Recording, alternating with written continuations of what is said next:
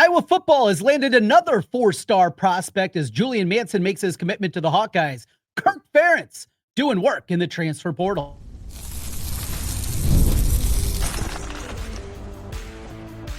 You are Locked On Hawkeyes, your daily podcast on the Iowa Hawkeyes. Part of the Locked On Podcast Network, your team every day. Welcome in. I'm Trent Condon, and this is the Locked On Hawkeyes podcast. Thanks for being with us and making Locked On Hawkeyes your first listen every day. I've been covering the Iowa Hawkeyes for over 20 years on the radio here in the state of Iowa. You can hear me currently on the Iowa Sports Radio Network with stations fanned out all across the state. Sioux City, Des Moines, Iowa City, Cedar Rapids, and Quad Cities. You can hear me each weekday from noon to 2 talking the world of sports and plenty of Iowa Hawkeyes. Today's episode of Locked On Hawkeyes is brought to you by Monarch Money. Take control of your finances with Monarch Money. Use code LOCKEDONCollege at monarchmoney.com for 50% off your first year. Well, we have heard more and more about Iowa basketball, an opportunity to see the team and talk to some of the players yesterday for the Iowa beat. We'll talk a little bit about that and some news and notes coming out, including is Iowa basketball still looking for one more addition to their basketball roster. We'll take a look at that. Scott Dochterman will join us from The Athletic as he had a sit-down interview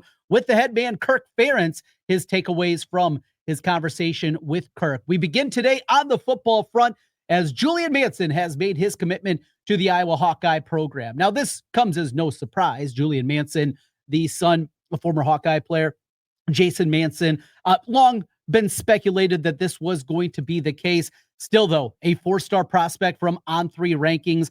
This is a guy that was also a four-star over at ESPN, a high three-star at 24/7 in Rivals. This is a high-impact player. And what I like most about Julian is the versatility that comes along with him, an ability for a young man that has played a multitude of different positions, the size that he comes in with, already 6'4", 220 pounds. You can see the physicality. And when you watch Julian Manson, even early in his career when he was playing as an underclassman over at Iowa City West, you saw a guy that just has an incredibly unique skill set. Now, Iowa has him targeted as a linebacker. That's where they believe he is going to start his career. We've also talked a lot about him on that position at the linebacker spot and just how much depth there is and young depth at the linebacker group that's going to be growing here over the next couple of years. But with the athlete like Julian Manson and the versatility that he plays with, I liked a lot of things that I saw in his film from the tight end position, his ability to go up in space and make plays and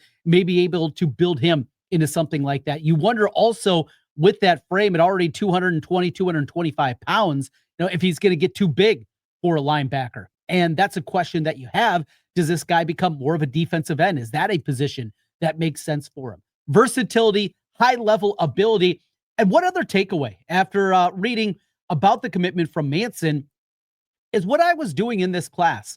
So this is from the On3 rankings and their top 300 that they have of high school football players, the class of 2026. Iowa now with the commitment of Manson has 2 top 100 players. That's good for Iowa. I mean, getting 2 top 100 guys is something that you're shooting for, but it's usually not the baseline as it pertains to recruiting. But they got Raritan and Manson both in the top 100. But speaking of the top 300, Thomas, Parliament, Linden, Nielsen, 6 guys in the top 300. That's Iowa doing work. And you couple it with the recruiting rankings right now. So Iowa moved up to number 31 in the rankings with this commitment. And I know a lot of people say 31. That's normally the range. Realistically, Iowa football for high school recruiting, they're usually in that range to about 25 to 35. And there's been a few outliers there.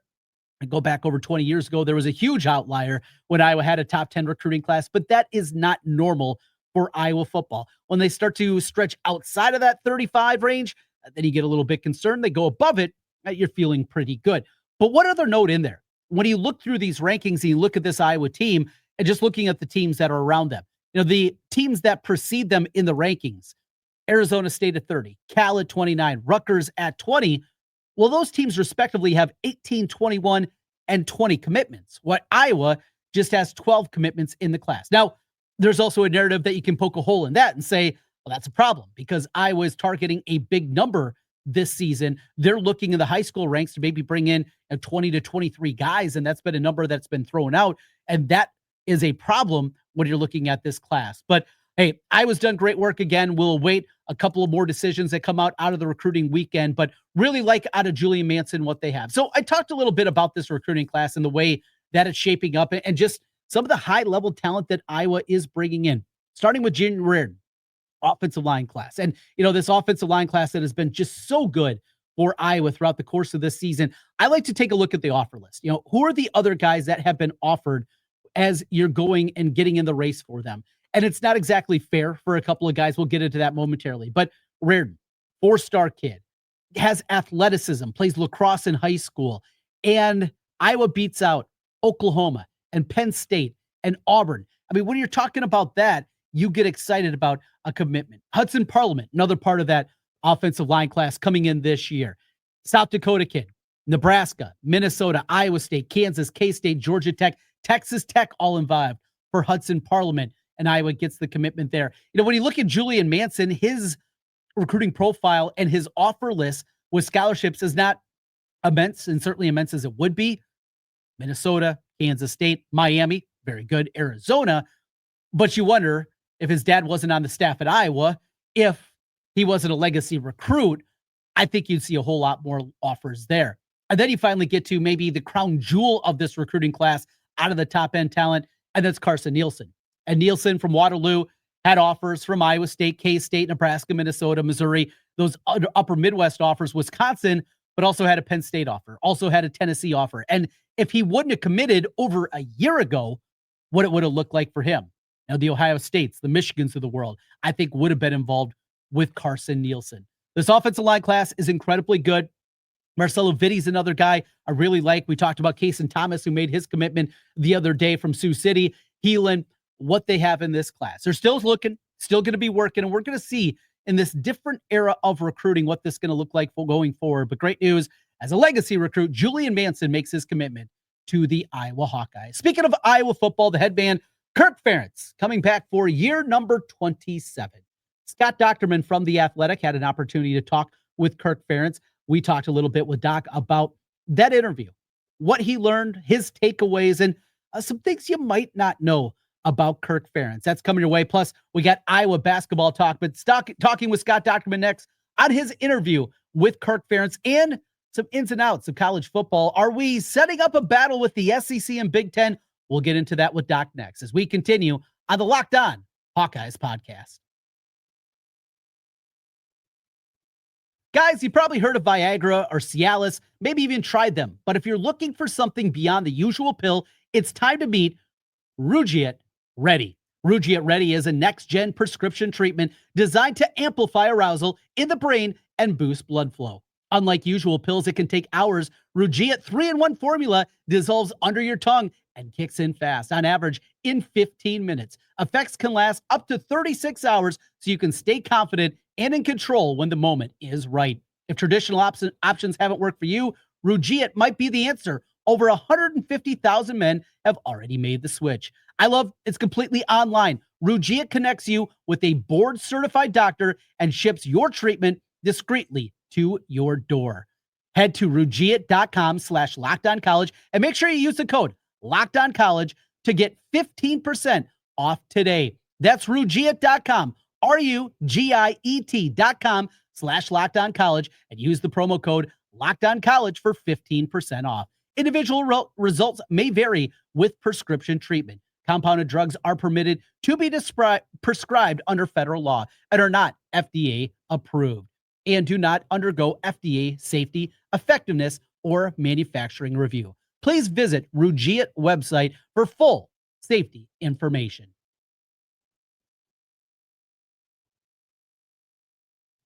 Scott Dochterman coming up. He joins us now. Great piece that published today, an exclusive one-on-one sit-down with Iowa head football coach Kirk Ferentz, who will enter season number 27. Hard to believe those two coaches been there as long as they were.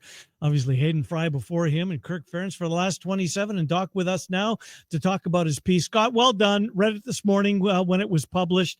And you're 1,000% right of all the, quote, older, longer in the tooth coaches in college football.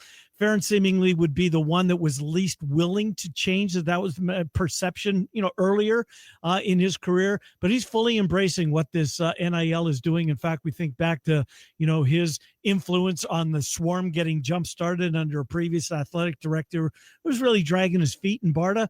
But Kirk Ferentz got it at the time and continues to get it now. And he did adapt, did he not, Scott Dochterman? Well done on your piece. Well, thank you. And yes, I would say that Kirk has certainly, made everybody kind of their eyebrows furl or whatever you want to say, because, what you kind of expected from him, and maybe, whether it's perception or just kind of what we based it on from our interactions in the past, was that they wouldn't embrace the portal, that they'd be really resistant to change. And in fact, it's kind of the other way around. He's been more invigorated by the changes. And some of it has just been kind of through his own experiences, but, with losing players and the portal and what have you. But some of it also is, he is very much influenced by the NFL. And yes, he was there in the 90s, so it sounds like it was an eternity ago, and for a lot of people it was. But he also has, a lot of interactions with people in the NFL on a daily basis. I mean, his sons have coached there, as one of them still is a coach there, and he has great relationships, probably better relationships with a lot of NFL coaches than even his college peers. So how, he's kind of been astute in how NFL teams handle free agency and how it works. And he's kind of taken that mindset to this. And, he had, one period, I kind of documented it back in 2022. They lost several players in a 2-day span, and it kind of hit him. It kind of shook him up. And then he said, I didn't write this part of it, but he went to practice, and then he saw the rest of his players practicing hard. They were getting ready for a bowl game. And then he's like, you know what? That's what this is all about. This is what I really enjoy. And if the other players don't want to be here, that's fine. We'll find other players. And then he, did. And as long as they kind of fit what he wants, he's all for it. He has evolved and he has changed, and maybe it's slower than people want, but you're not going to last in this business 27 years without doing that. Sitting down with him, and I know you've done this a number of times. What is he like? Ken and I had him on the radio, interviewed him, Big Ten Media Days and but what is he like, just you and him sitting down and having a conversation like that? Because we could see the quotes that you take out of there, but what's a conversation like with nearly 70-year-old Kirk Ferentz now today?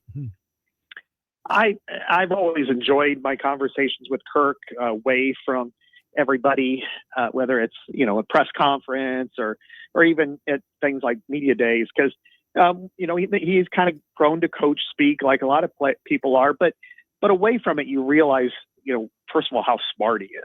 And I think he tries to be very self-deprecating and off just when it comes to, I don't even know what, how to do this or whatever, but he's very much in tune with just about every topic. And it's kind of fun to see, but then he also has some really interesting thoughts and ideas on a lot of different things that really need to be brought out. I mean, remember, this is the longest tenured head coach currently in college football, and he's been part of the college game. He started that even as a grad assistant in 1980 at Pittsburgh, which was a really good team then.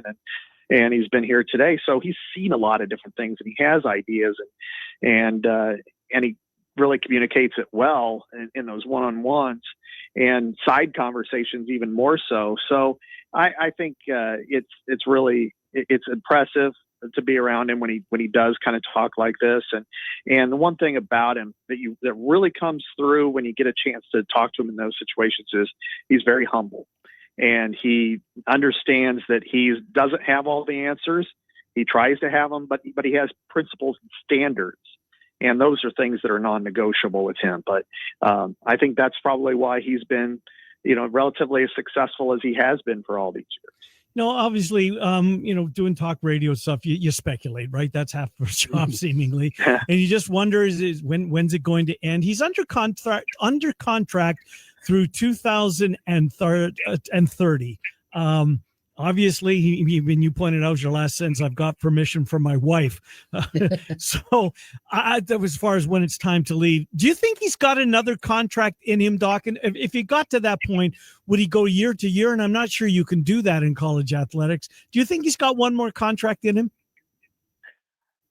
And I would only be speculating this situation. No, I don't think necessarily there's another 8-year contract or what have you there, although I wouldn't want to speak for Neil Cornrich, who could probably squeeze that, although certainly could have squeezed it out of Gary Barton. Oh, yeah.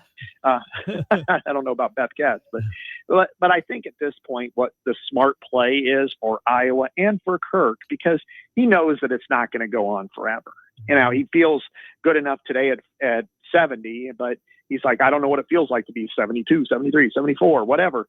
And that's true, because sometimes things just kind of fall off a cliff when you get to an older age, you know, physically or mentally or what have you. So I think it's probably under that, just a continual extension, you know, 1 year, you know, at the end of this year, go to another year, you know, and maybe not increase the buyout part of it or just maintain it, but just kind of perpetually just kind of take that 1 year at a time approach at the end. A lot of schools do that with their coaches. I think that would be the right route, because, I mean, whether he gets to finishes the contract, I'm not sure, but you do want to provide that kind of stability for him in recruiting, you know, even though it's maybe not as imperative as it once was with the transfer portal and players leaving, really good players leaving after a couple of years.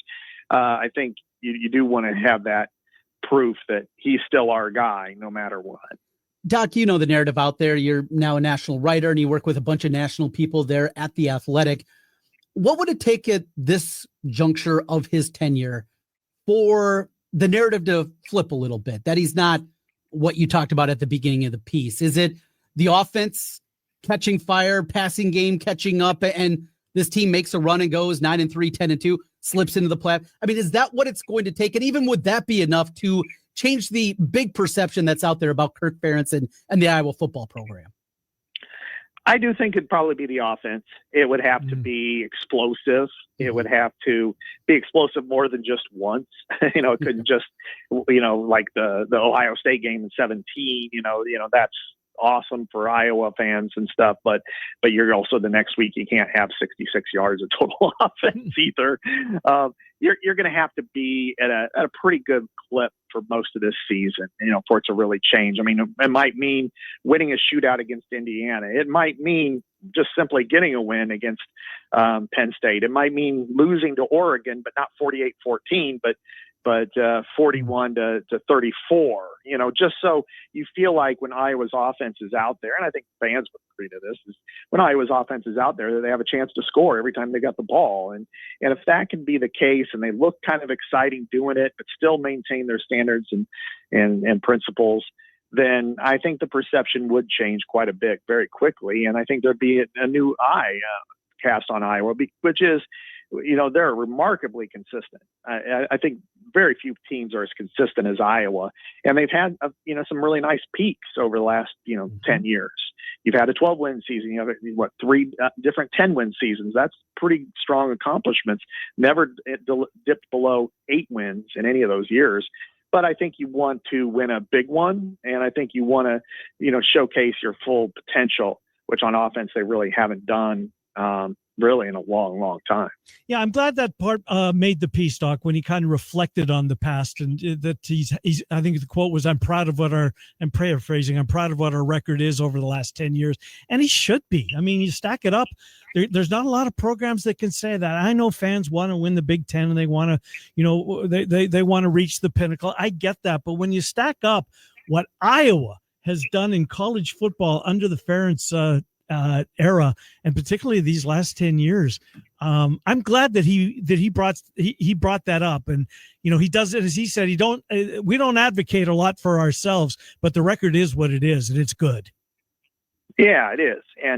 And I think that's something he needs to be, maybe they do need to, trumpet it a little bit more. Mm-hmm. And of course, but again, part of that problem with Kirk with Iowa's program has been the offense. It was so dreadful that they became a punchline for a long time, and you've got to get past that. I mean, even in today's world, and whether it's people I work with or whatever, if you're bad on one side of the ball, you better be bad on defense, because offense, if you're bad there, you really stick out. And I think, anytime Iowa would kind of beat its chest and say, hey, we've been this good. It's like, well, yeah, but your offense has been so bad and you employed your son as the offensive coordinator for so long, it would kind of take away any of that thunder. And that's why I think this year is really kind of important for Iowa from perception as much as anything.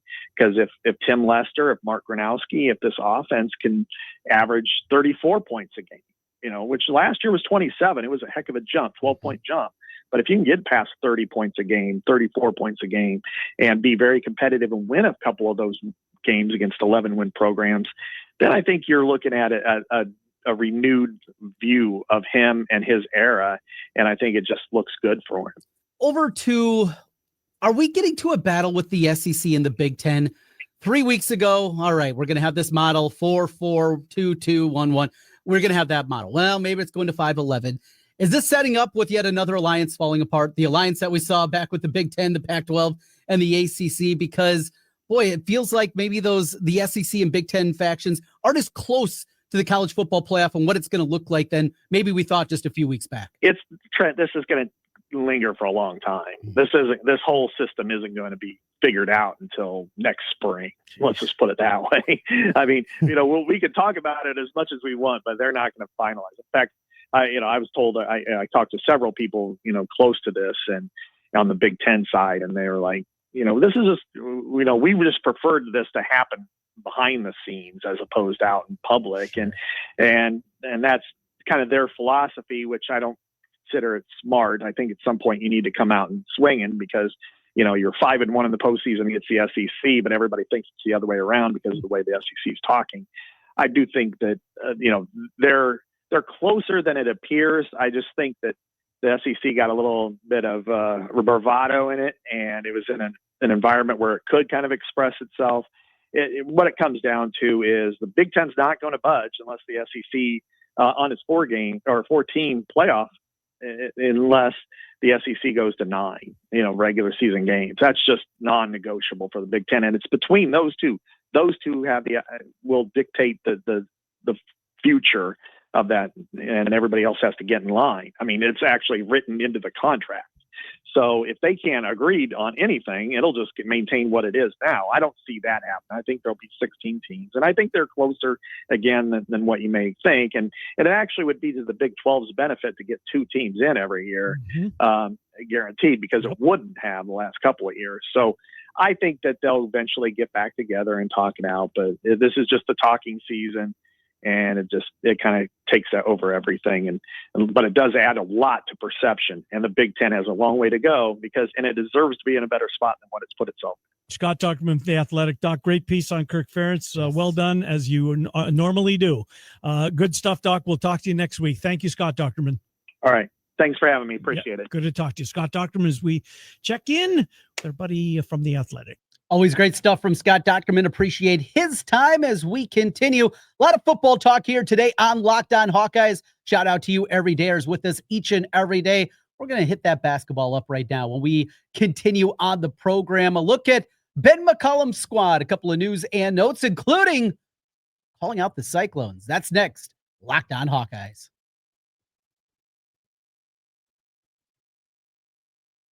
Ever wish managing your money felt easier with Monarch Money? It can. Whether you're growing your savings or planning a big purchase, Monarch puts you in the driver's seat. It's like having your own personal CFO, giving you full visibility and control over your finances. Monarch Money is more than a budgeting app. It's a complete financial command center. You can track all your accounts, investments, and spending in one place. So in addition to managing your money, you're also building wealth.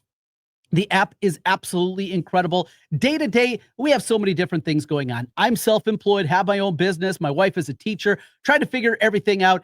You can come to the goals that you're looking for with Monarch Money.